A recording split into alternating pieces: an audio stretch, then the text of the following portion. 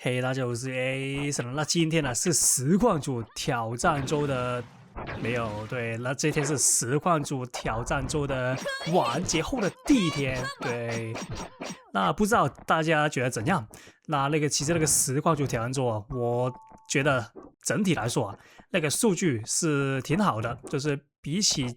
平常那些普通的這一場比賽的話，整體的實況主挑戰週那個觀看數都是比平常多。對啦，不知道大家覺得怎樣？那起碼我覺得是不錯的。那所以的話，我決定啊，把這個實況主挑戰週啊變成一個很長的計劃，一個主題啊，就是每個月都會有一個禮拜，或者是長的話2個禮拜，都會發這個跟實況主打架的一些影片的主題啊，就是變成一個你們每個月都會看到的一個主題。對。那當然是前提是有一些跟這個實況主打架的那些素材先啊，因為大家知道，自從那個新的機台更新之後，我聽說啊，那個收人的時間啊，就是那個等候時間拉長了非常之多，因為他的那個為了防止有些人在洗這個排名啊，他就把這個輪候排隊時間拉長了非常多，有些人等了好像15分鐘也收不到一場。那所以的話，我也不知道現在新版本這一場對於我這個頻道的影響到底有多深。那我希望啦，那個影響沒有那麼的大。對，就是希望我所說的實況主挑戰週的每個月會變成固定計劃，這個計劃是沒有受影響。對，我希望是這樣。那還有另一點就是，如果大家覺得這個實況主挑戰週還是沒有看得過癮的話，那我可以給你一個小小的建議，就是加入我的會員頻道，那裡面啊有更多比這個頻道公開影片更多的影片啊，就是如果你看不夠，那你就可以去看我會員頻道的影片。那現在啊，你加入的會員只需要簡單的10塊錢港幣，那你就可以加入我這個會員頻道，觀看到更多的那些競技場戰鬥影片啊。對，那也希望可以滿足到各位觀眾的那些需要。對，那這次啊，我們回到這個影片裡面。那我們這打這個對手是誰？那其實啊，如果大家看到他的名字的話，如果大家不知道的話，我可以簡單介紹一下，他就是一個很厲害的德魯伊玩家。對，簡單介紹是這樣，他是一個用德魯伊很厲害的玩家，基本上我覺得應該是整個伺服器裡面用的算是最好的一個吧。那但是他有個壞習慣，或者是對我來說是個壞習慣，就是他很喜歡用一些德魯伊另外的那些奇怪英雄，例如說影武者，或者是剛才那個機器人，這個轉的機器人。我覺得如果他把所有的心力都放在這個德魯伊身上的話，他應該是會變得更強、更難打。對，那但是啊，也是之前那句，如果你的遊戲打法、遊戲玩法不是用外掛或者是用 bot 來進行遊戲的話，基本上我覺得是沒有人是可以批評你的任何的玩法的。对，而且也是合法。說的話也是那句，只要開機就行了。对，那這次啊，我們就來開場跟這個100等。等一下，我看一下啊，他好像還沒100等，就是跟這個專家德魯伊打的這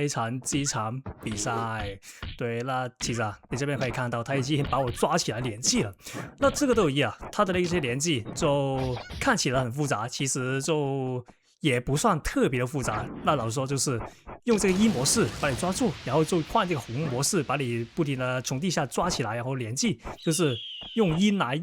不停的用一模式跟紅模式來不停的做一個類似無限連的那個效果啊。我這邊的話直接開這個 TMSD， 因為也是啊，所有自動追蹤功能的一些裝備技能啊，你用 TMSD 基本上都可以化解大部分啊。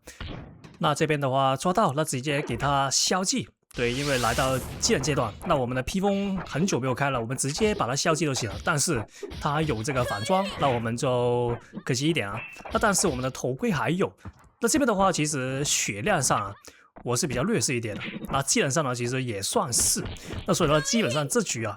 的第2回合，因為前期打得比較差一點嘛，那所以整體的後期也是比較偏向劣勢一點。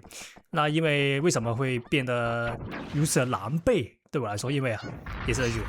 他這個德魯伊，老實說，對我來說，這用的非常之好，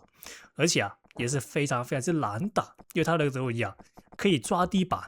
也可以做那個空中壓制。那所以的話，導致他這個整個英雄呢變得非常之難打。哎呦，可惜，那剛才那個應該是伺服器問題。那這邊直接用鑰匙頭會打一下。那這邊抓他，哎呦，那這個其實為什麼我會被他炸到？老實說，當時我真的不知道，原來這個鬼影頭盔啊是可以解除這個暈眩模式，我現在才知道。那可以啊，那因為那個資訊差的問題，導致我剛才被他收掉了。那來到這個第3回合，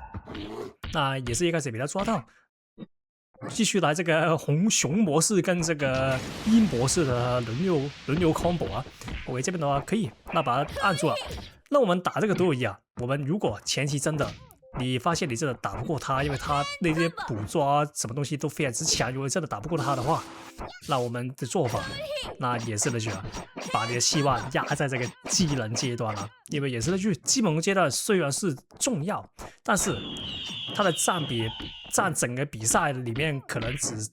佔這個30%左右而已。如果你前期打得很差，也別擔心，那我們就壓在這個技能階段身上。對，那這邊呢可以。那但是我是一個比較固執一點的人啊，就算打不過我也是會盡量在基本功階段來嘗試把它抓住。對，這邊可以抓到，那我們就別放過一些機會啊，把它牢牢的抓住。OK，這邊抓到，直接繼續給他黑毛 combo。因為這個現在是那個技能階段的比較前階段啊，所有的技能比較長期的技能還是沒有，那所以呢直接給黑毛 combo 先了。OK， 這邊的話可以，這個直接開反撞啊，因為我記得啊，這個是可以弄跌上的。那如果不開反撞的話，那個跌下來其實蠻痛的。OK， 抓到，哎呦，可以，那他的头盔開了，那我們的披風還有，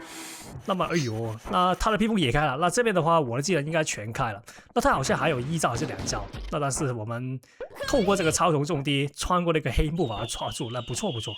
那來到這個第4回合也是一開始啊，都有1，如果你真的要在基本攻擊要跟他硬碰硬的話，那你就要記得一點，他的鹰模式用完的時候，他能量基本上是沒有了。那個時候就是他的那個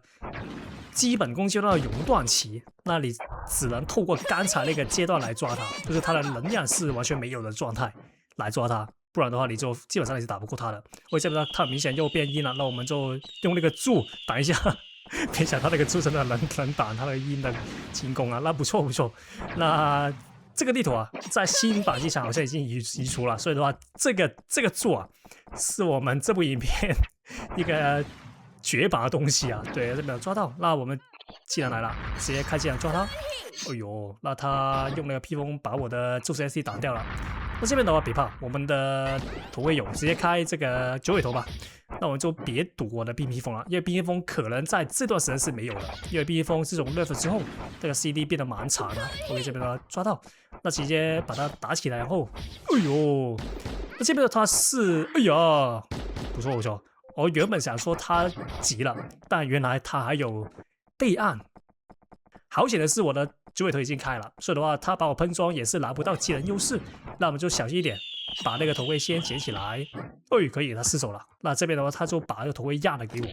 那我們的衣服有技能，那基本上